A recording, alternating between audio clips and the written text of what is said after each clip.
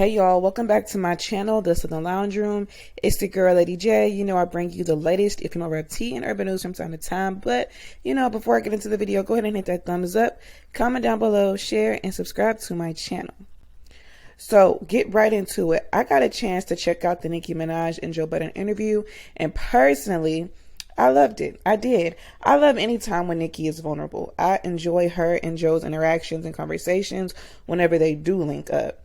Now, although there was some other questions I wanted him to ask, I think he did a great job. And what I really respect is the fact that he let her speak, because Nicki be taking a minute to put her thoughts together. But, she's just being careful about what she has to say, given her stature, which is reasonable. Now, clearly, Nicki can't do nothing without her second fan base keeping up, child, because they was claiming how Nicki's bitter about Cardi being the first female rapper on Vogue, and how Nicki is bitter because she's saying number ones really don't mean much. And honestly, they don't. They come and they go. They are only for a moment, but where is the longevity? More importantly, where is the talent? Because yeah, there is a lot of rappers, even more so female rappers, out releasing music, but it's low quality when it comes to lyricism or having bars. Like Nicki said, it don't even be about, just having metaphors all the time, but just being good at your craft, your ability to rap. So when a certain fan base can only talk about numbers, they don't really know rap, or they're not really real hip hop heads. Like Nicki said, real hip hop heads don't go off of Grammys or number ones. They don't care about that stuff, because some of the greatest to ever do it don't have neither one of those things. But you know what they did have? Raw talent. That makes them to be amongst the conversations of the greats like Pac and Biggie, two of the greatest to ever do it, and neither have had a single Grammy. So when did having Grammys or number ones equate to talent? Especially when we live in a day and time where anything can go number one because of streaming and radio play, because that's what's counted more towards a song being on Billboard, more than people who are actually buying that artist's music. The only ones who care about numbers is for the people who know they don't really have natural talent, and they depend on numbers for, popularity. Like Nicki said, you don't tell Michael Jordan that points don't matter in basketball, or tell Tyson or Ali that their skill, technique, or number of wins don't matter in the boxing world. So you don't go telling business people that their sales don't matter. Because when it comes to rap, you want to convince somebody that bars and writing your lyrics don't matter? Then what qualifies you to be a rapper? A good one at that. So you can have all the Grammys and number ones you want, but when you have those things and you can't sell out a festival, you aren't in the conversation when it comes to the best rappers or the majority in the top 10, haven't gone on a world tour, haven't done a real freestyle. What do those Grammys and number ones really mean? So Nicki also gave her flowers to Kim, which, she has done before. This is not the first time she has done so. People just want to make it seem as if Nicki is bitter, when Nicki been giving props to Kim since '08. So Nicki also talked about wanting to be the female J. She wants to be a mogul, and how there is not a female rapper that's on the level that J is, and that's where she is trying to get to and be the first at. And honestly, I see it. Okay, she has managed to keep herself relevant for over a decade and still manages to chart and spit bars at the same time, still manages to stay relevant and to be the blueprint whenever these rap girls get into the game. Okay, she's the standard, so I can definitely see her achieving that. But the interview had a lot of depth. A lot was discussed. If you haven't checked it out, it is up on YouTube. Go check it out. It is worth the near 2 hours to watch, or at least listen to while you're doing something, cooking, cleaning, whatever. If you already checked it out, let me know your thoughts on it down below.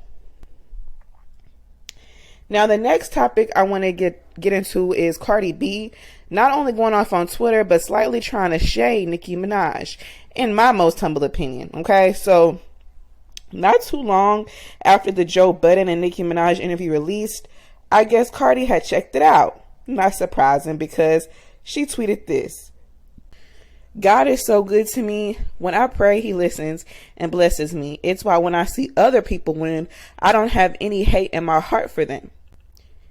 Now, this was after her fans was trying to claim that Nicki was jealous that Cardi made Vogue and Nicki did not. But I honestly don't see how Grace and Vogue is such a big deal or such a big win. And I highly doubt Cardi likes to see Nicki winning, because if she did, she wouldn't have went on a Twitter rant trying to seek attention, in my opinion. She wouldn't be following and supporting blogs that do nothing but trash Nicki Minaj and her family. She wouldn't have made that deal with Atlantic. She wouldn't have tried to assault the person she claimed she looked up to. So, you know, a lot of people felt like she was trying to shade Nicki. And honestly, in my opinion, she probably indirectly was, because she probably felt some type of way after that interview. Because, you know, some people were saying she was taking digs at Cardi, which I think she was just being honest about the state of the rap game and the condition it is in now. And Cardi isn't the only one that some of that stuff applies to.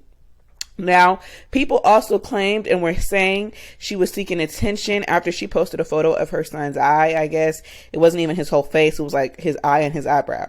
Now, even all up under the Shade Room comments after they posted her rant, people who weren't even big Nicki fans were even saying she was just ranting for attention because Nicki's trending. So it all started after, you know, she posted that photo of her son's eye and eyebrow, whatever, which, you know, she has never shown her son before.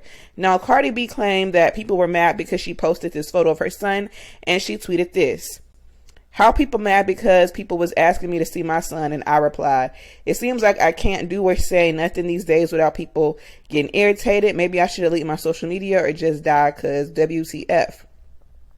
Talk about dramatic. Like, girl, why would you even say that? Like, your fans been asking to see your baby every day since he been born, and you haven't responded by showing a partial photo of him until now, the day that Nicki has a viral interview and trends on Twitter. I'm not saying she posted for that reason, but the timing is looking like, you know, it's kind of looking suspicious a little bit, because people ask to see your son almost every day and you ignore it, but not today. It's interesting is all I can say. I'm not going to say she did do it, you know, for that main purpose, but it kind of looked that way. So she went on to say this: "If I post, I want attention. If I speak my mind, I want attention. If I post a pic, I want attention. I would talk about my kids, which I'm with every day, because I want attention, like WTF." Now, do I think Cardi does a lot of things for attention?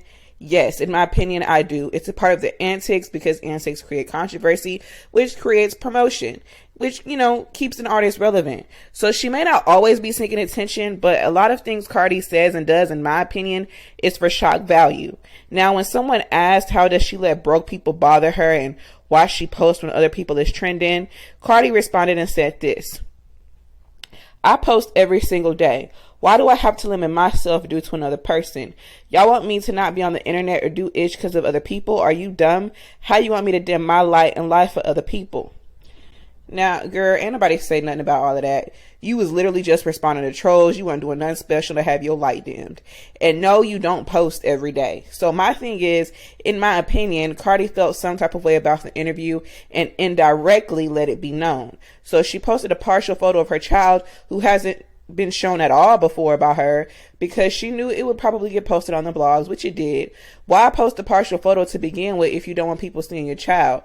Okay, you've never shown him up until this point. So of course people are going to speculate and say and think that, you know, you seeking attention whether you are or not. But of course you can let me know your opinion below. Now, the last topic I'm going to discuss is Leray pushing her album back. Now, I don't know what is up with these rap girls and then pushing these albums back, debut albums at that, because this is the second time she has done this. Sweetie has also done this 2 or 3 times in the last year. And Lotto, you know, she's supposed to drop her album this month. We'll see if she sticks to that timeline. But my thing is, I believe it has a lot to do with them wanting to see how the next rap girl would do and what adjustments they need to make based on another success or failure, either with certain sounds or the rollout or visuals or even antics. And it's not always bad, but you know, a lot of the girls use antics to trend these days. I personally feel that is what Sweetie has done. For example, her album was supposed to come out around the same time Doja dropped Planet Her, and Sweetie pushed it back, way back, because it's supposedly coming out this year, so she says. But her sound wasn't really working. So what did she do? She saw how successful Kiss Me More was and sort of mimicked that song, her song Closer, to that of Kiss Me More, which is doing fine on radio. It's just not being streamed or bought by her so-called fans. So like Nicki said, radio counts way more than what it should. You know, because a lot of these rap girls are surviving strictly off of radio, like Lotto, for instance. Not saying that she's not talented. So is Leray going to see how Lotto's album does and see what worked for Lotto based on the probable success or failure of the album? Maybe so, because Koi was supposed to drop this month. But even though Koi sounds a little bit different, they both have that same type of beat. and a little bit of the aesthetic and whatnot. So we will see, because I'm for sure going to compare and contrast, okay? But, you know, let me know your thoughts. So remember to keep it cute in my comments, and let me know your thoughts on, you know, these topics below. And don't forget to give this video that thumbs up and hit that subscribe button, and lounge me on my socials at Lady J Lounge Room. I will see you in the next video, fam.